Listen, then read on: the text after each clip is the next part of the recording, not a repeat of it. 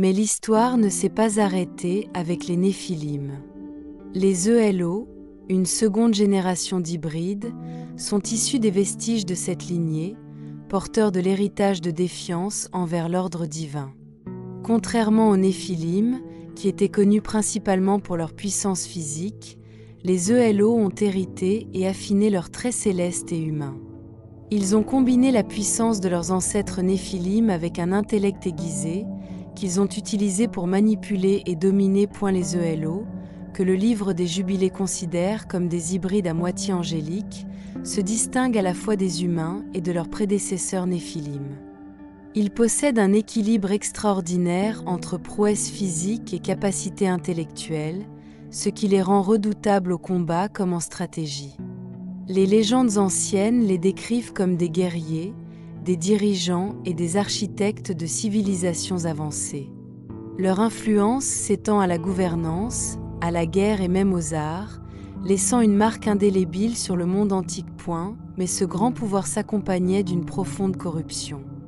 Les ELO, tout comme les Néphilim, étaient consumés par l'ambition et la cupidité. Leur nature hybride ont un mélange de magnificence céleste et de fragilité humaine, les laissait coincés entre deux mondes. Cette dualité se manifestait souvent comme une force destructrice, les poussant à perturber l'équilibre naturel de la création. Leurs actions, empreintes de tromperie et de domination, contribuèrent à une décadence morale si profonde qu'elle nécessita une nouvelle intervention divine. Contrairement à leurs prédécesseurs, la ruse des ELO les rendait encore plus dangereux. Ils manipulaient, trompaient et consolidaient leur pouvoir d'une manière qui surpassait la force brute des Néphilim. Des textes et légendes antiques suggèrent que leur influence a conduit à la création de systèmes hiérarchiques destinés à perpétuer leur contrôle sur les humains et les ressources. Cette consolidation du pouvoir les a encore plus éloignés de l'harmonie divine et a aggravé la corruption de la terre. Le grand déluge, tel que décrit dans le livre d'Enoch et repris dans le livre de la Genèse, a servi d'acte décisif pour purifier le monde de cette corruption. Si la disparition des Néphilim lors du déluge est explicitement rapportée, le sort des ELO reste moins clair. Certaines interprétations suggèrent que des fragments de leur lignée auraient survécu, cachés parmi l'humanité ou persistant dans l'ombre, influençant subtilement les civilisations qui ont émergé après le déluge. Cette ambiguïté, entourant les ELO, a alimenté des siècles de spéculation. Ont-ils été entièrement éradiqués, ou leur ruse a-t-elle assuré leur survie sous des formes diminuées? Leur influence a-t-elle perduré, façonnant subtilement les luttes morales et spirituelles de l'humanité post-déluge? Ces questions sans réponse rendent leur récit d'autant plus convaincant, servant d'allégorie puissante aux propres luttes de l'humanité contre l'orgueil, l'ambition et les conséquences de la rébellion. L'histoire des ELO et de leurs semblables nous rappelle les complexités de l'existence, l'équilibre délicat entre pouvoir et humilité, et la lutte éternelle entre création et destruction. Elle nous invite à réfléchir à notre propre place dans le grand récit de la vie, nous mettant au défi de rechercher l'harmonie avec le divin et d'apprendre des erreurs de ceux qui nous ont précédés. L'ambiguïté qui entoure le sort des ELO a suscité d'innombrables interprétations et débats, allant des réflexions théologiques aux théories spéculatives sur leur influence persistante sur l'humanité. Ont-ils été entièrement éradiqués lors du déluge, ou des vestiges de leur lignée ont-ils survécu, façonnant subtilement le cours des civilisations post-déluge? L'incertitude ajoute un air d'intrigue à leur histoire, suggérant que leur héritage pourrait encore résonner à travers les mythes, les légendes et les structures des sociétés anciennes. Dans certaines traditions, on pense que les ELO ont trouvé des moyens de survivre, en utilisant leur intelligence supérieure pour échapper à la destruction. Ces figures survivantes pourraient s'être intégrées aux premières sociétés humaines, leur connaissance céleste influençant l'essor de la gouvernance, de l'architecture et des avancées technologiques. Les structures monumentales de l'Antiquité, les pyramides d'Égypte, les ziggourats de Mésopotamie et les sites mégalithiques d'Amérique du Sud sont souvent attribués à l'ingéniosité humaine. Pourtant, des rumeurs de conseils d'un autre monde persistent, laissant entendre que les ELO, ou des êtres comme eux, pourraient avoir joué un rôle. D'un autre côté, certaines interprétations affirment que les ELO ont été défaits par leur propre arrogance et leurs discordes internes. Leur ambition, combinée à leur trahison des Néphilim, a peut-être préparé le terrain pour leur chute, les laissant affaiblis et vulnérables au jugement divin. Même si certains ont survécu, leur nombre réduit et leur unité brisée n'auraient fait d'eux que l'ombre de leur ancienne puissance. Quel que soit leur sort, l'histoire des ELO est un véritable avertissement. Elle met en garde contre les dangers d'une ambition débridée et les conséquences d'un refus de respecter l'ordre divin. Leur nature hybride, mélange de puissance céleste et de fragilité humaine, symbolise les luttes d'être pris entre deux mondes, incarnant à la fois un grand potentiel et des tendances destructrices. Le rôle d'Enoch dans ce récit reste essentiel. Homme d'une foi inébranlable, il représentait un symbole d'espoir au milieu du chaos provoqué par les veilleurs, les Néphilim et ELO. Ses enseignements soulignaient l'importance de l'humilité, de la justice et de l'harmonie avec la création. L'ascension d'Enoch au ciel, un événement rare et extraordinaire, souligne l'idée que la rédemption et la faveur divine sont possibles, même dans un monde assombri par la rébellion. L'histoire des ELO et de leurs ancêtres invite également à une réflexion plus large sur le parcours de l'humanité.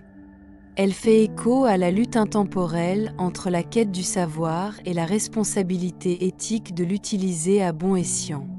Les parallèles entre l'histoire des ELO et la quête permanente de l'humanité pour le progrès technologique et scientifique sont frappants, nous rappelant l'équilibre délicat nécessaire pour éviter de répéter les erreurs du passé. En fin de compte, l'héritage des ELO est celui d'une dualité.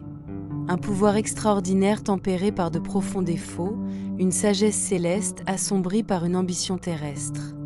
Leur histoire, comme les textes anciens qui la racontent, nous met au défi de considérer notre propre place dans le grand récit de la création.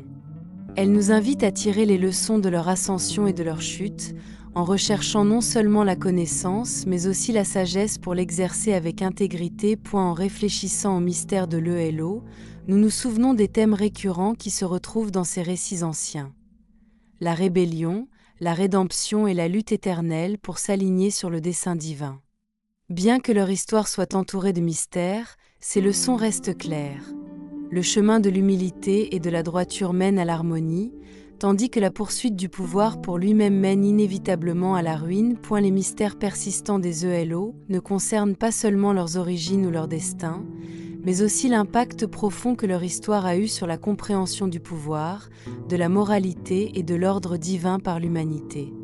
Ces personnages anciens, tels que décrits dans des textes comme le livre d'Enoch et le livre des Jubilés, servent d'allégorie intemporelle au danger de l'orgueil, de l'ambition débridée et de l'utilisation abusive du savoir. Leur héritage s'étend aux métaphores de l'existence moderne. À bien des égards, l'histoire de l'ELO fait écho aux luttes incessantes de l'humanité contre le progrès technologique et aux dilemmes éthiques qu'il entraîne. Comme l'ELO, l'humanité a la capacité de créer des outils et des systèmes d'une puissance incroyable. Pourtant, comme l'histoire l'a montré, l'utilisation abusive de ces créations peut conduire au déséquilibre et à la destruction. L'histoire de l'ELO sert d'avertissement sur les dangers de négliger la sagesse et l'humilité dans la poursuite de la grandeur. De même, leur nature hybride, mélange de traits célestes et terrestres, reflète la dualité de l'humanité. En tant qu'être capable d'une profonde créativité et de progrès, mais sensible à la cupidité et à la corruption, les humains sont confrontés au même conflit interne qui a défini les ELO. Cette lutte universelle pour concilier les aspirations supérieures avec les désirs terrestres est ce qui rend leur histoire si profondément résonante. Le récit souligne également l'importance de la rédemption et le potentiel de restauration. Le rôle d'Enoch en tant que médiateur entre l'humanité et le divin souligne l'idée que même face à la corruption généralisée, l'espoir demeure. Sa foi inébranlable et son engagement envers la justice démontrent qu'un chemin de rédemption est toujours disponible pour ceux qui sont prêts à le chercher. Comme l'avait prédit la vision d'Enoch, le grand déluge a servi de réinitialisation divine, nettoyant la terre de sa corruption et offrant à l'humanité un nouveau départ. Le déluge, cependant, n'était pas seulement un acte de destruction, mais un acte profond de renouveau, un rappel que la création elle-même est un équilibre délicat, qui doit être préservé par l'harmonie, l'humilité et l'adhésion au principe divin. Le destin ambigu des ELO ajoute une autre dimension d'intrigue à leur histoire. Certains d'entre eux ont-ils survécu, influençant le cours des civilisations post-déluge depuis l'ombre? Ou ont-ils été entièrement balayés, leur héritage n'étant préservé que dans les mythes et les souvenirs de ceux qui leur ont succédé? Cette question, comme tant d'autres aspects de leur histoire, reste sans réponse, invitant à des spéculations et à une réflexion sans fin. En fin de compte, l'histoire des ELO, des Néphilim et des Veilleurs n'est pas seulement un récit des temps anciens.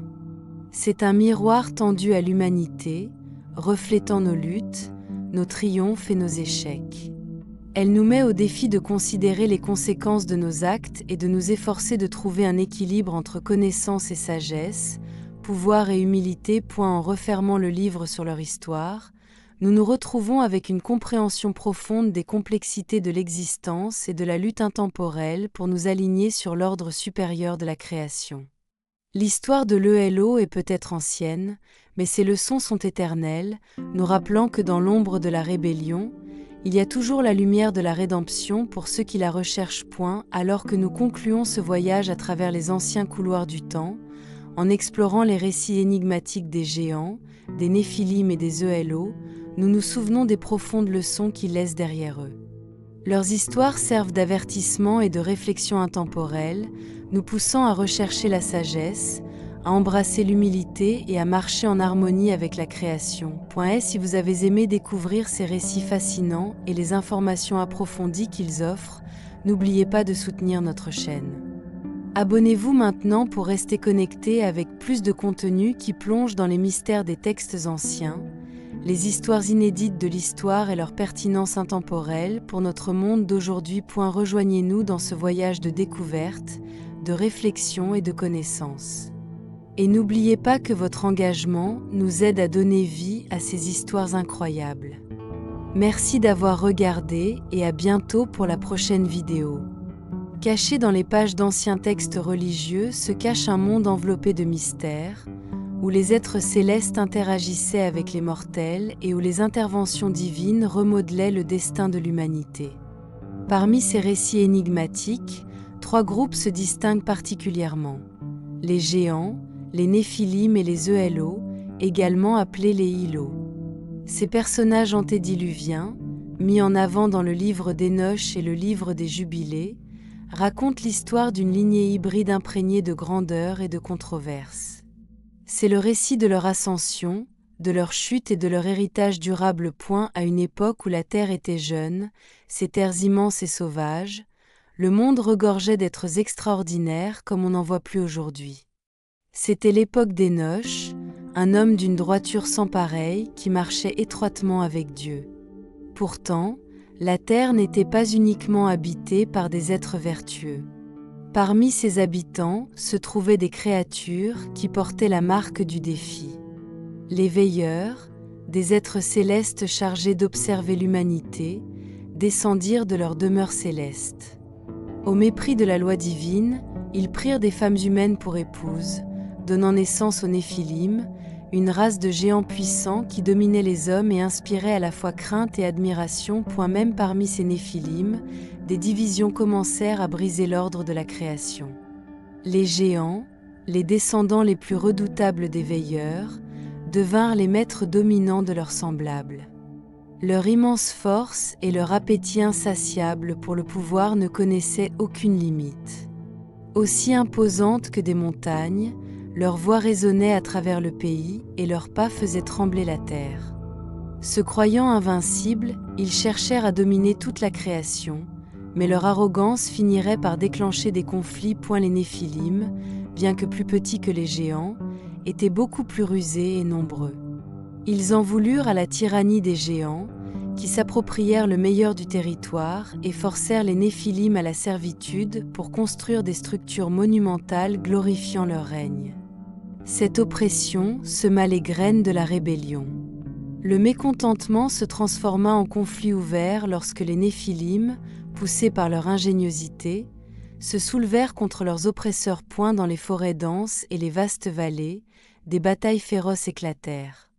Utilisant des tactiques astucieuses, les Néphilim tendirent des embuscades aux géants dans des passages étroits et brandirent des armes forgées en fer et en bronze, des outils de précision contre la force brute. Malgré leur taille redoutable, les géants n'étaient pas invulnérables. Un par un, ils tombèrent, leurs formes énormes s'écrasant sur la terre, faisant trembler le sol sous leurs pieds. La rébellion marqua un tournant, mais la victoire des Néphilim sur les géants ne marqua pas la fin de leur lutte, et la défaite des géants n'apporta pas la paix aux Néphilim. Au sein de leurs rangs, les ELO apparurent, une faction plus petite mais exceptionnellement intelligente issue des Néphilim. Contrairement à leurs prédécesseurs, les ELO possédaient une profonde compréhension de la terre et des connaissances célestes héritées des veilleurs. C'étaient des artisans, des inventeurs et des stratèges, créant des outils et des armes qui surpassaient tout ce qui était connu à l'époque. Se croyant supérieurs au reste des Néphilim, les ELO cherchèrent à prendre le contrôle. Leur intelligence devint leur arme. Ils empoisonnèrent les sources d'eau, conçurent des pièges inéluctables et utilisèrent des stratégies d'usure pour affaiblir leurs semblables. Les Néphilim se défendirent vaillamment, mais l'intelligence des ELO leur donna un avantage indéniable. Au fil du temps, les Néphilim autrefois puissants furent réduits à l'état de vestiges dispersés, leurs forteresses détruites et leurs chefs tués. Après la défaite des Néphilim, l'ELO s'est tourné vers l'humanité. À cette époque, les humains vivaient dans des villages modestes, ignorant les événements cataclysmiques qui se déroulaient parmi les géants et leurs semblables. L'ELO considérait les humains comme faibles et indignes de l'abondance de la terre. Armés de leurs connaissances et de leurs outils supérieurs, ils cherchèrent à dominer l'humanité, croyant qu'ils avaient le droit de régner sur des êtres inférieurs.